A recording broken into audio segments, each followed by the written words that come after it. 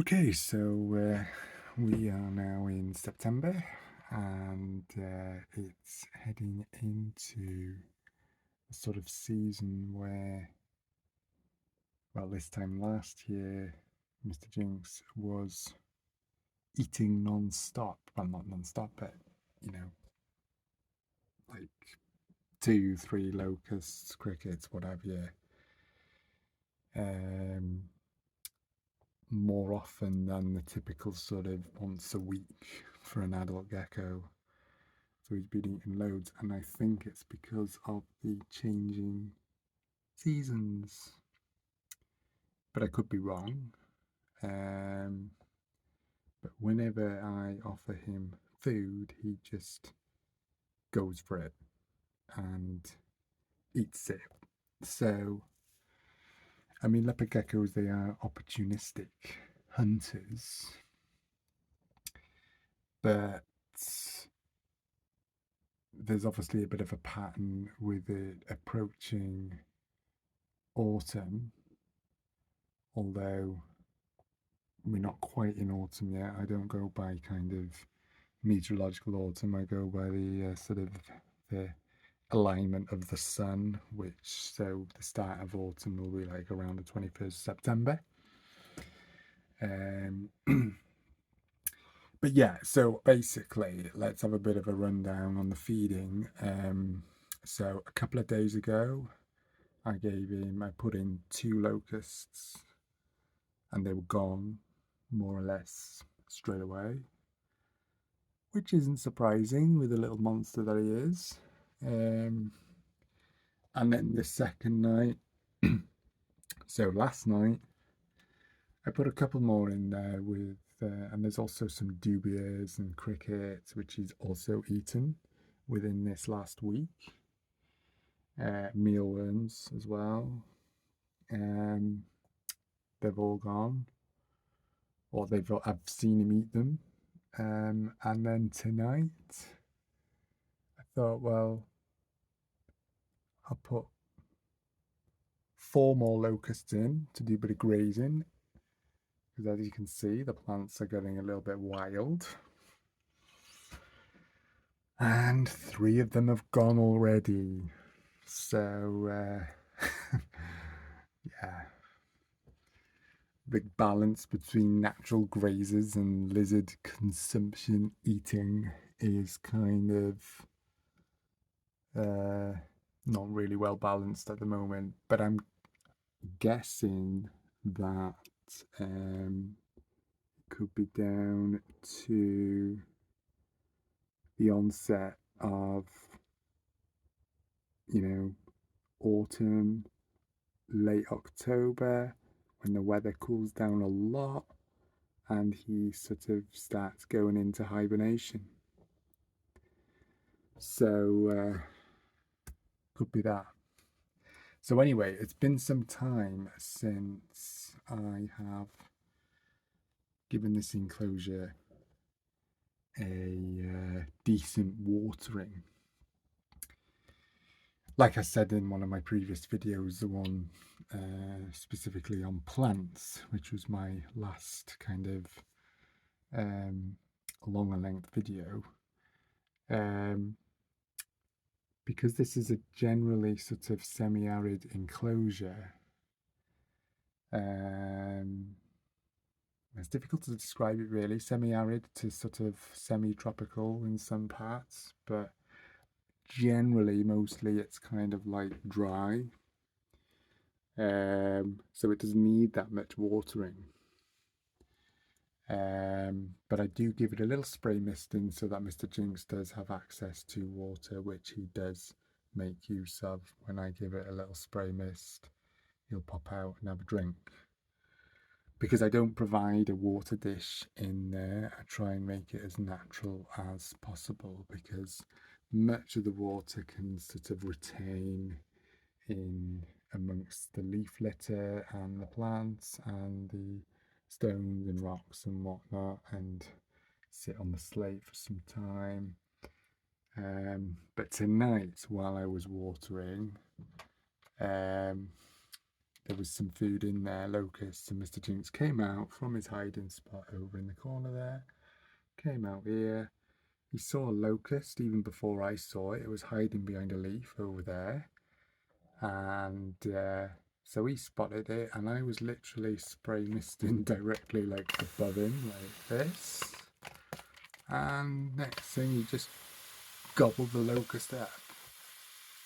But that's what he does. And then the next time, this evening, he was climbing horizontally on that, sorry, not horizontally, vertically. He was climbing up the back wall, which is a kind of a cork background.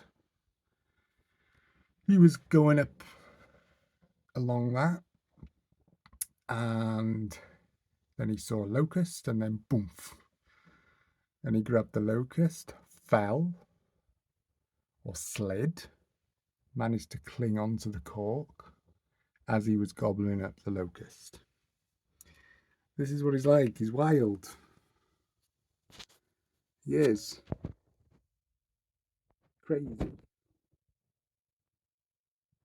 He came out one night, and I really found it hard to put him back in. He was running wild around my bedroom, up my arm, over my back, down my legs. He was everywhere. And then he found, and I was, because I'm like over 6 feet tall, and there's a good drop here. It's not ideally in the best sort of location, really. I kind of went all gung-ho when I sort of got into this, but anyway. But yeah, so I didn't want him to fall, so I like had him in my hand, and then he sort of was, as he does, he started crawling up my arm, and then he went in between, like under my armpit, down my back, and then I was stood up here, and I was like, well, I need to kind of move in case he drops to the floor and hurts himself. So then I went to sit on my bed, and then he ran really quickly along the bed and was nearly disappearing behind the bed. So yeah, he was a bit wild. So I thought, right, you're going back in, mister. He is very, very agile. So anyway, I'm going to carry on doing a bit more spray misting. This area in particular, this on the cooler side, needs a little bit of watering. As you can see, it's pretty dry. That said though, the plant is still looking healthy, this is an asparagus fern. I'm not sure whether this, well, I did when I researched the plant before buying one. There is a type of asparagus fern that grows in the native habitat. So when I went to my local garden centre, this was a sort of the closest match that I could buy, really.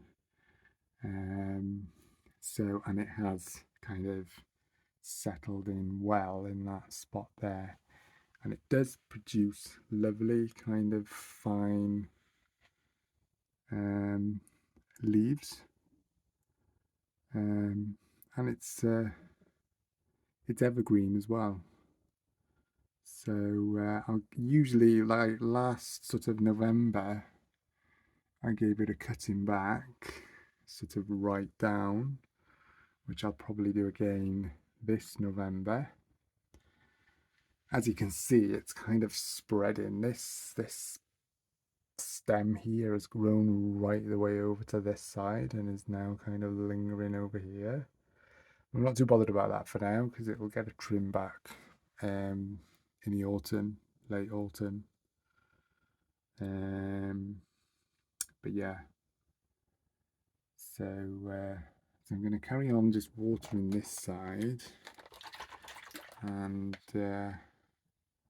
not going to put any more food in there for tonight because there's still plenty going on in there. There are dubie roaches. There was one singing earlier. It's unfortunate really that I didn't have the video on then, but there was a male cockroach chirping away. There's crickets in here. There's Kelsey worms hidden somewhere. There's a locust over there and a darkling beetle. There's plenty of food in there. And he will hunt them all. He'll find them all and he'll eat them. Well, whatever he can find. If any escape, they're lucky. Okay, so I'm going to carry on doing a bit more watering now. I'm going to show you how I kind of water. So I literally just, so I've got a pump spray mister like this, yeah. Cheap and cheerful. Think I got it from B&Q, right? When I'm doing a thorough watering, so like an entire enclosure watering, I'll probably go through about 10 of these, which is, so 1.5 times 10, work that out. And so let's just say approximately 10 litres of water over that, yeah, 15 litres. To give it a thorough watering, but I do that very seldom, like maybe every sort of 4 months, something like that, yeah. And then in between those periods, just a gentle spray misting in this sort of subtropical area here. This area doesn't really get spray misted. I've given it a spray mist tonight, but it rarely gets spray misted. This is the kind of dry zone, the arid zone, sort of deserty kind of vibe. So yeah, it's mainly this area here that gets spray misted the most, which is usually around once per week, a little spray misting so that he has access to water. Okay. But sometimes even in the summer, they can go weeks into, you know, a month, maybe more, without water. So, yeah, tough little guys. So, you just simply fill it up, give it a pump, and apply the nozzle to here, and give it a good spray with water.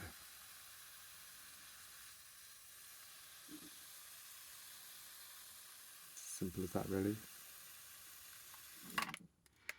You can see we look along the edge here where the water is seeping through into the soil.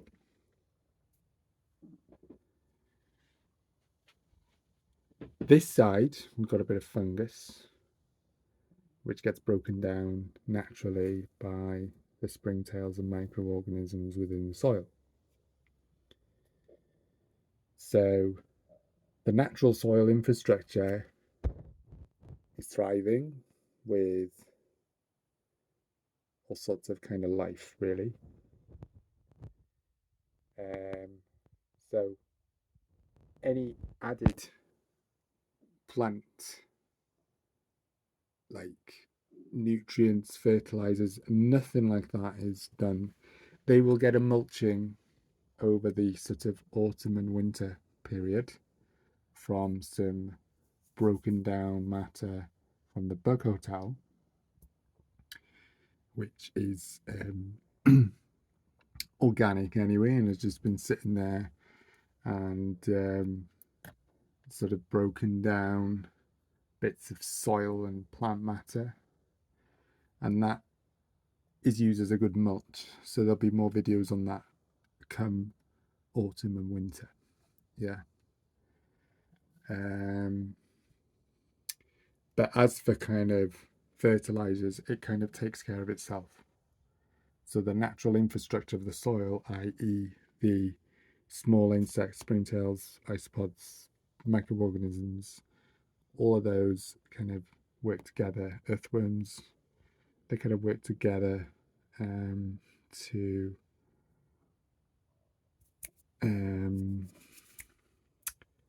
keep that sort of natural soil infrastructure going. All right.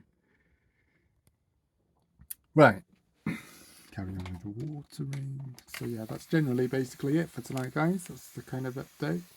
A bit on feeding, a bit on watering, plant maintenance. It's handy putting some locusts in now and again just to keep on top of the kind of pruning side. So yeah, kind of, yeah, ecological. That's what it's all about.